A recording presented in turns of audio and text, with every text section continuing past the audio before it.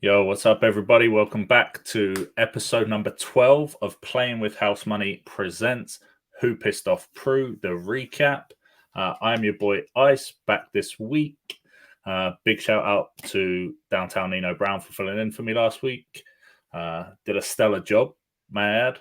And here's my, I don't know, what I like found out last week. You're not a fan of beans on toast. You're we knew you were a sausage lover. You've been waiting for that one. And I'll give you that. I probably shouldn't even rag on the beans and toast thing. I haven't tried it. I probably never will, even if I go out there. I mean, it's not a delicacy. It's not like you go to a restaurant and order beans on toast. Like, it's just something that we just eat as a snack. That's like you guys' noodles, like ramen noodles or something? Yeah. Student. It's basically a lot like student meals. And I mean, I will put cheese on the top and cheese and beans on toast. And I get that. Doing too much. You're doing too much. It's like, how much can you? It's like macaroni. That's what that is. That's the European version of macaroni and spam. You probably don't even know what that is. So I do not know what that is. You are correct. Yeah, shout out to Nino though, man. My guy is always thorough.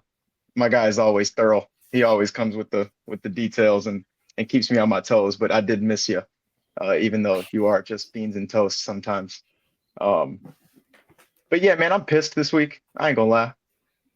This is a much needed therapy session, because I will let the people know I was at the Indianapolis Colts versus Bears game. So I didn't watch many of the games until after they were done, thankfully.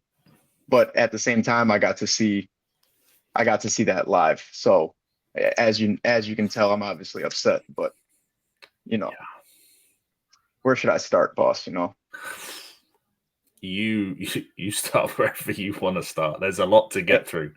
I've been waiting to put this guy on this list for weeks, because we all knew Derek Carr is like a broken water faucet, or like a house with a small water heater.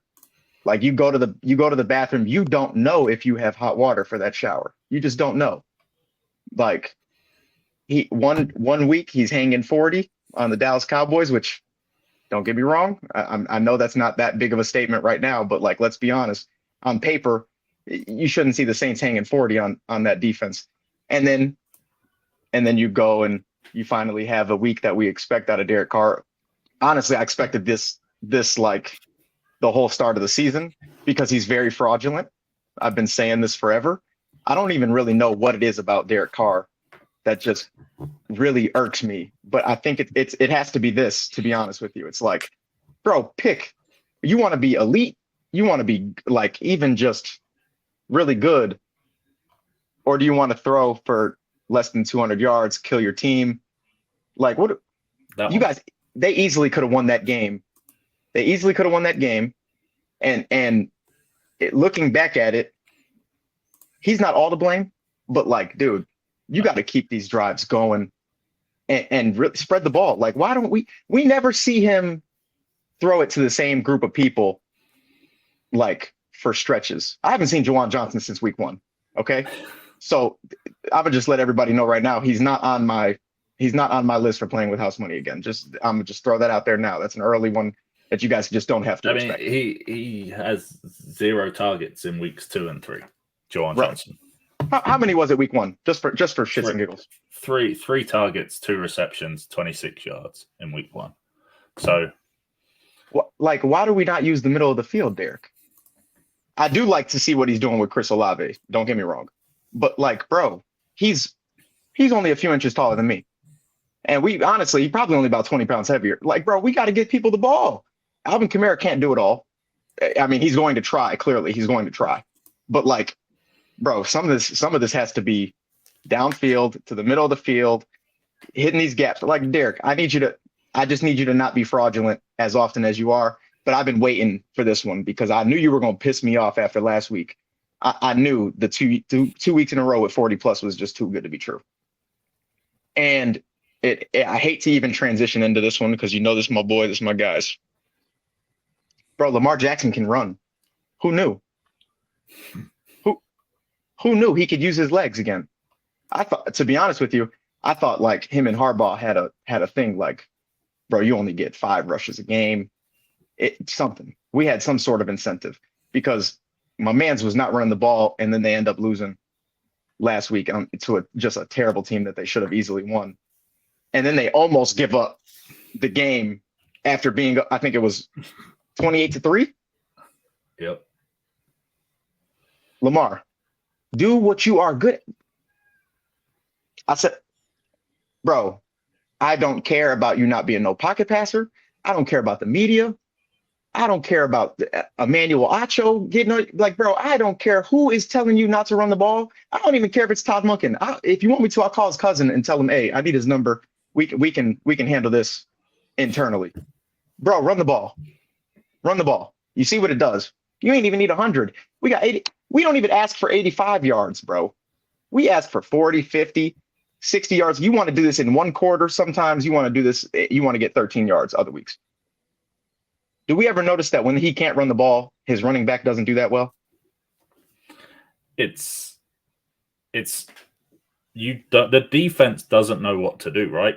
Because what are you supposed to, like, you've got Derek Henry that you're supposed to stop. But if Lamar Jackson also runs the ball, you say this all the time, and it's very evident every time that the Chiefs have played the Ravens, that you just pick teams apart that way because they just do not know what to do on defense. And sitting there and going for 5 rushes in a game and just trying to pass the ball 35, 40 times makes it so much easier for a defense to do that. And that's why the Chiefs won in week 1. It's why the Raiders beat them in week 2. And at a point, it's why the Cowboys nearly came back. Bro, I took him to score an anytime touchdown first 2 weeks. Of course. So of course he pulls the read option. Of course he pulls the read option and scores. 2, Derrick Henry's stat line should tell you everything you need to know about Lamar spreading out a defense, because obviously what we have learned throughout his career, they do not mind having you pass the ball to beat them. What you need to do is what we always say, and that's keep the defense honest by being able to run the ball and open up your play action. My man's finally decided, hey, let's see what this offense with Derrick Henry can be, and let me use my legs and spread out the defense with another weapon or another thing they have to guard. And let's see what it is. And we got 28 easy points. We're not going to talk about the comeback. But there's a lot to decipher about Baltimore's offense, especially the play call. But Lamar has to be able to do what he's good at. Bro, run the ball. Run the ball and score the rushing touchdowns. I don't care that y'all got Derrick Henry. I don't care. Bro, anytime touchdown, it should not even be plus money, and it has been the last 3 weeks. Lamar, they disrespecting you, bro. Run the ball. You are Michael Vick 2.0. Run the damn ball, bro. I thought your legs didn't work anymore. And then, of course, last but not least, it's early in the season for me to be doing this. I'm going to keep it real with you. I'm going to start with one fact. The Jaden Daniels versus Caleb Williams thing about him being drafted. He should have been drafted before Caleb, yada, yada. Bro, it's absolute garbage. Okay, so let's just stop this now. The kid's playing well. He's in an offensive system that's helping him out and making him look better. He has time behind his line. But don't sit here and tell me that you're going to watch Jaden Daniels LSU tapes and be like, yeah, I'm taking him first overall. I don't give a damn about him hanging 38. I don't care about him hanging 38 on a Monday night game, especially against a team like Cincinnati right now. Okay? I don't care. Let's just stop that right now, because it's asinine. We can't be that brain dead. We're looking for clicks that bad that you're going to tell me as a GM you would take Jaden Daniels over Caleb, especially because kid has no time and he's still throwing 363. And don't get me wrong, I was there. It didn't feel like 363 nowhere near it, to be honest with you, until I really went back and thought about the plays and kind of how many times he threw the ball. But you guys are not going to take Jaden Daniels over Caleb Williams first overall. I don't even want to hear it. Anybody that tries to tell me they would, you're a fucking liar. Okay. You need to put down the Galaxy gas. You messing around with the new generation on the Galaxy gas or something, because ain't no way in hell you really doing that. Let's just nip that in the bud. But even though I am saying that, the Bears do deserve a nice little Pru rant. I don't know. Did you catch any of the game? I didn't see it. No. You didn't miss much. You didn't miss much. Both quarterbacks with just big, just huge missed passes. But at the same time, I was so excited when we got Rome Odunze that I didn't even realize this man, Ryan Poles, has still not gotten a center. We've needed a center since before Ryan Poles. Okay. I've been saying that literally every single draft for the last like 4 or 5 years. We need a center. And then the guard that he did get in Nate Jacobs, he don't want to be there. He don't want to be there, bro. Honestly, like, he needs to just give half his check to charity. Cause like, and just stop showing up at this point. I'll take a no call, no show from Nate Jacobs right now. Or Nate Davis, sorry. Nate Davis. Our line, did you see the option play on Twitter? You didn't see that? You didn't see that. Bro, we have an option play, 4th and goal from the 1 yard line. We run a damn speed option with Caleb Williams. We're running a speed option in the NFL, for one thing, out of the shotgun with Caleb Williams. And I shit you not, Ice, 3 people on the line, 3 people from the offensive line are on their ass 0.3 seconds into the play.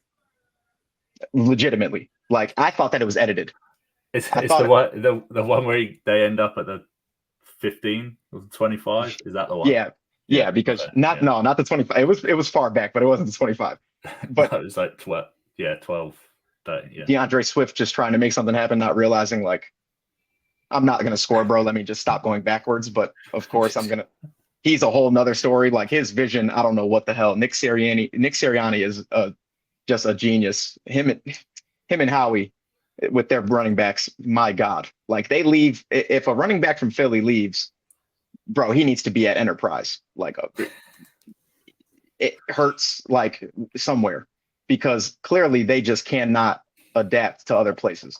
But our line is so laughable, especially in that play. Like, bro, I was so excited with Rome, and now I'm just like, we got Justin Herbert throwing to a bunch of Aldi grocery baggers. They don't bag groceries at Aldi. I don't know if you knew that, but they don't exist. And he's fine. He's standing. I mean, don't get me wrong. He did leave the game last week, but like, bro, you start in the trenches. The NFL game starts in the trenches, and that's where you win and lose. And right now, we got a couple guys like in the ditch. No muscle, no fight, no grit, no. It's embarrassing. I was in Indy with a fucking Matt Forte jersey on and a White Sox hat. You know how many people literally stop, and they're like, bro, your life's got to be hard. Your life has got to be hard right now. And I wanted to just be like, yeah, I'm a Florida State fan too. Like, it just gets worse. It don't get much better. And it's, hey, is the stove hot? Let me see. Let me just keep. It's horrible, bro. I felt like a complete idiot thinking, oh, it's Indy.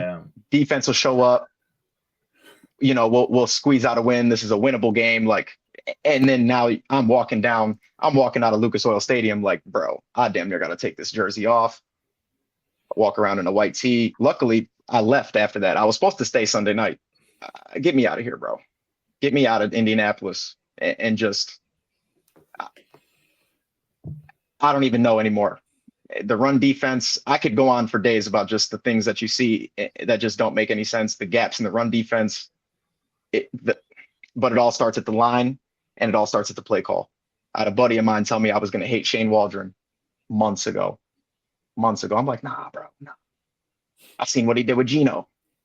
Yeah, get that man a realtor. Honestly, I'm tired of seeing Fluce's damn beard on the jumbotron too. Send his ass too. It's ridiculous, bro. It's ridiculous. But I'm still not taking Jaden over Caleb Williams.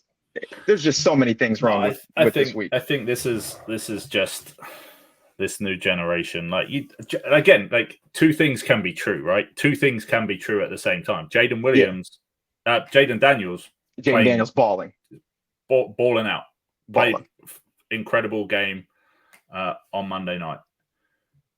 But Caleb Williams was the number one pick. Like both of these things, just because he's playing in an offense that's in a different place right now. Kid had 363. You don't have to for 363. Like it's just the want for anyone in any sport. You know, you have it in soccer where you've got the Messi versus Ronaldo. Like one has to be better than the other. Like these two kids, they're kids, right? Like you know what I mean? Like it is like that because it's not like Ronaldo wasn't producing. Yeah, you know what I mean. Caleb had 363 and 2 touchdowns. I'll take that every week. But let's be serious, guys. Like, it's like the RG3 Andrew Luck thing. Yeah, of course, the first couple games, rookie year, you thought you'd take Robert Griffin. How did that pan out for you? It didn't. It's recency bias for one thing, and people not knowing what the hell they're looking at. Trying to educate people on the game of football and what you're supposed to actually be looking at is near impossible. So I don't even try anymore. But that's an asinine take. I'm tired of seeing it. Ridiculous. But nonetheless, we need fucking linemen. Where's Jason Kelsey? What's David Bakhtiari doing? At this point, I'll hire my uncle who's, almost 300 pounds. I don't care at this point. But yeah, so I'm pissed. So this better be a good fucking week. I better have a week like you very soon. You will. Hopefully very soon. I'm also like, we can touch on, like, I know I took the Cowboys money line against the Ravens. That was just I didn't see that. And I'm glad I didn't. I took it in a 4-leg. I took it in a 4-leg with the Panthers. Okay. Plus, I think I had Panthers plus 10, Seahawks -7, Chiefs money line, and the Cowboys money line, and it was plus 1,400. That's a good play in hindsight. And the only reason I added the fucking Cowboys money line in there is because it was a fade. One of my auto fades on Twitter was all over the Ravens -2.5. So I was like, instead of being dumb and taking the Cowboys +3, I took the money line instead. It was 2.5? I think so, yeah. That pissed off, that annoyed, that just bounced on me. Definitely think his Wi-Fi went out, his phone died, whatever. But I was also pissed off at Nico Collins, Davis Mills. Don't know which one to be annoyed at. Needed the Nico Collins touchdown to cash a 3-leg, which was plus 5,700. Malik Neighbors, Malik Willis. Should have just ran Malik times Malik. Anytime touchdowns. They both were in the first half. Neighbors had 2. Malik scored the first touchdown of the game in his comeback to Tennessee. And yeah, waited 4 quarters for a Nico Collins touchdown. And yeah, last drive of the game, they're at the 2-yard line or whatever it was. And Davis Mills, oh, there he is. Difficulties. He's back. Technical difficulties. I thought it was you. You froze on my end. I'm just going around. Like, not only did I have Cowboys money line that pissed me off, I needed a Nico Collins touchdown for a plus 5,700. They almost made the list. They almost made the list too. Yeah, I mean, last drive of the game, they get to the 2-yard line and Davis Mills throws the ball all four plays, 4th and 1, 4th and 2, whatever it was, for like all at Nico. So I was like, in a way, I'm like grateful that he was trying to get him the TD. Hey, yeah, that's all you asked for. You got the volume. He just didn't throw it anywhere near him. Yeah, any one of the 4 times. Chicago Bears legend Davis Mills.